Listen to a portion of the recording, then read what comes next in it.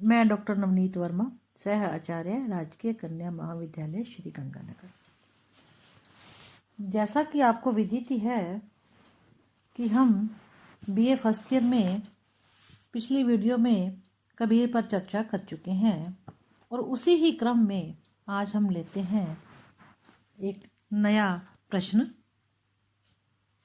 कबीर की दार्शनिकता। कबीर उच्च कोटि के महात्मा, ज्ञानी और भक्त थे। नाना मतानुयायी महात्माओं व विद्वानों के सत्संग से उन्होंने अपने ज्ञान की वृद्धि की। यही कारण है कि उनके दार्शनिक विचारों पर उस युग में प्रचलित विभिन्न मत या मतांतरों का प्रभाव है। वे कहीं बौद्ध और जैन धर्म के सात्विक, जीव दया व अहिंसा के सिद्धांतों को ग्रहण करते हैं, तो कहीं सिद्धों और नाथपंथियों, साधुओं के साधना परक विचारों को अपनाते हैं। कहीं वैष्णव संप्रदाय के भक्ति दर्शन व अद्वैतवाद से प्रभावित होकर ईश्वर की अनुकंपा करते हैं। इसी कारण उनके दार्शनिक विचार बहुआयामी हैं। उनकी साधना ज्ञान के क्षेत्र में अद्वैत परक और भक्ति के क्षेत्र में द्वैत परक है। उनका ईश्वरीय प्रेम तत्व ही भक्त और ईश्वर के बीच सेतु का कार्य करता है। सबसे पहले लेते हैं हम उनके ब्रह्म विषयक विचार।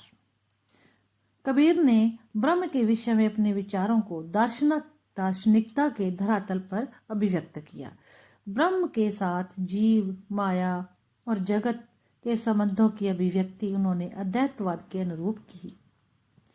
उस अद्वैत तत्व को कबीर ने पर ब्रह्म, ब्रह्मा, परमात्मा, हरि, निरंजन, अलख, खालिक, निर्गुण, भगवान, राम, पुरुषोत्तम, गोविंद आदि अनेक नामों से की है।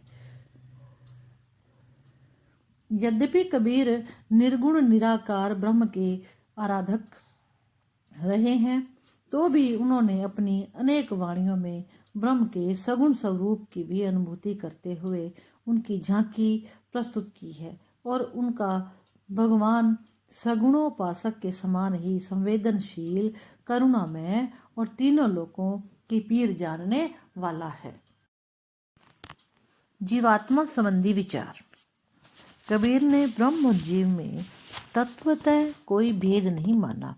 आत्मा और परमात्मा के भेद को उन्होंने मायाकृत मानते हुए उनके अभेद का निरूपण गीता तथा शुद्ध अद्वैत के अनुसार किया है। यह जीवात्मा माया मोह के कारण सत्य ज्ञान या आत्मज्ञान से बाहर रह जाती है। इस आत्मज्ञान के परिचय से ही मायाजन्य भ्रम नष्ट होता है। पानी में मीन पियासी, वही सुनी सुनी आवत हांसी। आत्मज्ञान बिना सब सूना, का मथुरा का काशी। कहत कबीर सुनो भाई साधो, सहज मिले अविनाशी। जीवात्मा का शरीर जन्म और मृत्यु के संबंध में बताते हुए कबीर मानते हैं कि यह शरीर पंच तत्व से निर्मित है, जिसमें 3 गुणों का समावेश है। पाप और पुण्य के फल स्वरूप शरीर जन्म और मृत्यु के बीच में विकार ग्रस्त रहता है। यह शरीर नश्वर है, इसके नष्ट होने से आत्मा नष्ट नहीं होती।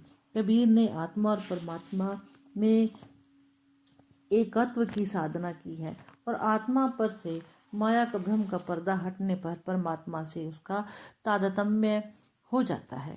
कबीर ने आत्मा और परमात्मा के इस तादात्म्य को भावात्मक, योग परक और ज्ञानात्मक स्तरों पर स्पष्ट किया है।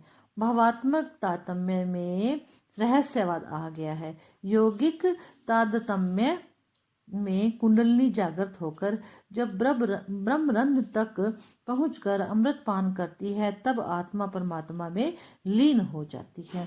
मन मस्त हुआ तब क्यों बोले, कह कबीर सुनो भाई साधो, साहब मिल गए तिल ओले। जगत संबंधी विचार। कबीर ने जगत के सृजन और लय का कारण परमात्मा को ही माना है। वे कहते हैं, अखय पुरुष एक पेड़ है, निरंजन बाकी डार। तिर देवा शाखा भय, पात भया संसार। कबीर ने सर्वत्र इस नाम रूपात्मक जगत को असत्य और क्षणभंगुर कहा है। उनकी दृष्टि में यह संसार कागज की पुड़िया के समान नश्वर, कांटों की बाड़ी की तरह उलझाने वाला, झाड़ झंगाड़ की तरह आग से जल जाने वाला है। रहना नहीं देश वीराना है, यह संसार कागज की पुड़िया, बूंद पड़े धुल जाना है, यह संसार काट की बाड़ी, यह संसार कांट की बाड़ी, उलझ पुलझ मर जाना है, यह संसार झाड़ ओ झांखर, आग लगे मर जाना है। कहत कबीर सुनो भई साधो, सतगुरु नाम ठिकाना है। अब इसके बाद अब हम लेते हैं माया संबंधी इनके कबीर के विचार।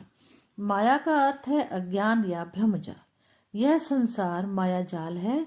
माया अपने त्रिविध गुणों से जीवात्मा को बांध लेती है और उसे अज्ञान से आवृत रखती है। इस तरह से वह जीवात्मा को सांसारिक सुख भोग एवं वासना में आसक्त कर उसका अहित करती है। इसलिए कबीर ने माया को महाठगनी कहा है, डाकिन कहा है। माया महाठगनी हम जानी, तिरगुण फांसी लियो कर डोले, बोले मधुर बाणी, केशव के कमला होई बैठी, शिव के भवन भवानी। तो इसके बाद हम लेते हैं कबीर दास जी के मुक्ति संबंधी विचार। जब साधक या भक्त सत्य से या अपने परमात्मा से साक्षात्कार कर लेता है या उसका सानिध्य प्राप्त कर लेता है, उसका भावात्मक अनुभव प्राप्त कर लेता है, तो वही मुक्ति है। कबीर का मानना है कि कर्मों के पूर्ण क्षीण होने पर ही मुक्ति संभव है। जब तक कर्म बने रहते हैं, आवागमन भी बना रहता है। आवागमन के बंधन से छुटकारा पाना ही मुक्ति है। वे कर्मों की गति को अवश्य भावी मानते हैं। कर्म गति टारे नहीं टरी, कहत कबीर सुनो भई साधो, होनी हो के रही। अतः हमने इन विभिन्न जो दार्शनिक जो कबीर की विचारधारा है, विभिन्न बिंदुओं के माध्यम से हमने अभी जाना समझा उनकी दार्शनिक विचारधारा को। धन्यवाद।